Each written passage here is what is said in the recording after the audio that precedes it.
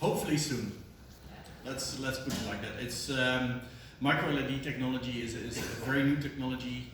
Display technology in the beginning also had dead pixels, and actually, if you look at low cost displays currently, they still have dead pixels. But first of all, we learn to live with them. Second of all, there are technical solutions to work around dead pixels. Okay, very good. The luminance, okay, it continues. The luminance of 17 meganits is the peak value for the 1 pixel or based on a certain light pattern. It is the peak value for the overall light source. So it's not the peak value, it's the average value of the full light source, of the full light emitting surface at nominal conditions. So it can still be overdriven for more brightness. Okay, and that was it. So I continue. Oh no, we have, very good. If you need higher luminance on flux without combining, why not using laser-based source?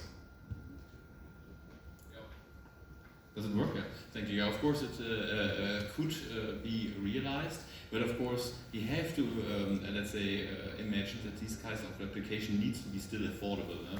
So let's say if you go to laser-based sources, you by sure can increase the luminance, but then the net gain, it's okay, you have a very bright source, but then maybe you save a little bit at the compactness. You can make it compact, more compact, but you could also maybe realize it by let's say justifying efficiency, for example, and installing again more light sources. So in the end, you have to make the trade-offs, and cost is always very important. Yeah, but if it's cool enough, it will be paid. So I think. Okay. Do we have more questions? Then, if this is not the case, of course, I have a question to Søren because he was not asked now. You have one of your first slides where saving costs by OLED compared with LED. I never have seen that someone arguments with cost reduction and OLEDs, but if you can I cannot give details on the cost structure, but if you look at the system, you need less components. You see the very low material consumption, and that's also a question of scaling that. But in the end, we believe it can be cheaper. This is very good. This is a target, a vision is very good. I like it. So OLED competitors, they are necessary. Of course, I think you have a comparison, and of course you are a market leader. You lead the pack, but I think a competitor would be good for the OLED technology itself. To give the purchase guys a bit more the idea that they can do something. Yeah. And then now, normally they can do a lot, but in OLED not. And but the question, of course, I have concerning the bendable OLED and the full lamp, so that you have the target to have brake and tail and stop and everything, and also turn. I heard, and I think OLED could be a real game changer if it has everything and not flat. Is that realistic to come? The bendable, you mean, or? Yeah, that we have something, that we have a full OLED real lamp which is not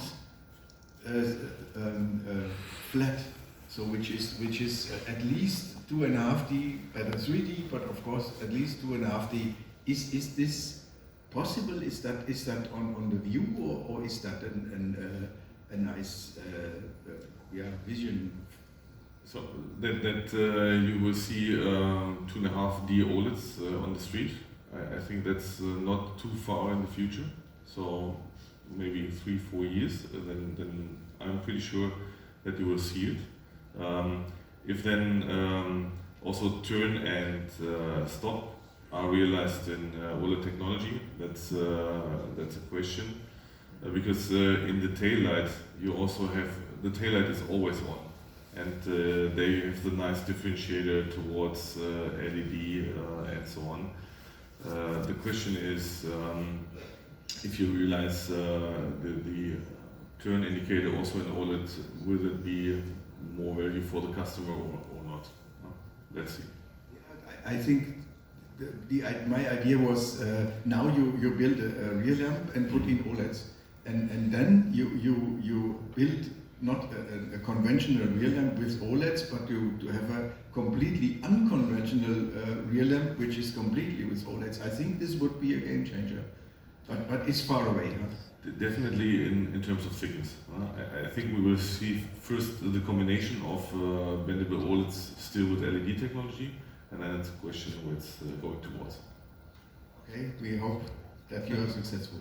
Thank you. Okay, maybe a last question, because I was really curious when Menno said he has 16 temperature sensors integrated, and of course I know it's a huge load, a huge thermal load. And how is then self-protection realized? So is that mainly by software, by Nichia software has to do something, or how do you protect at the end the component? That is indeed a very good question, Wolfgang. So the vision of our product is that it is intelligently designed, but not necessarily a smart product.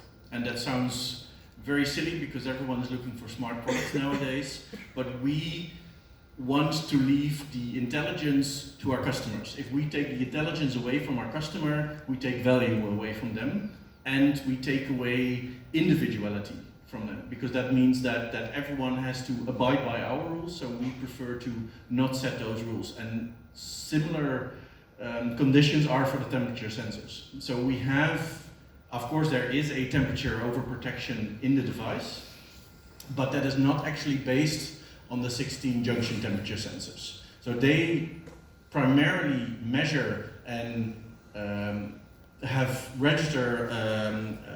warning flags that can be set at different levels, but all the intelligence and the decision for overprotection is then done outside. So if you have a car manufacturer that likes to take a little bit more risk and run the device a little bit warmer, then they are able to do so. So there's no temperature protection based on those 16 sensors. In terms of smart device. Okay, yeah, very good, super, now I understand.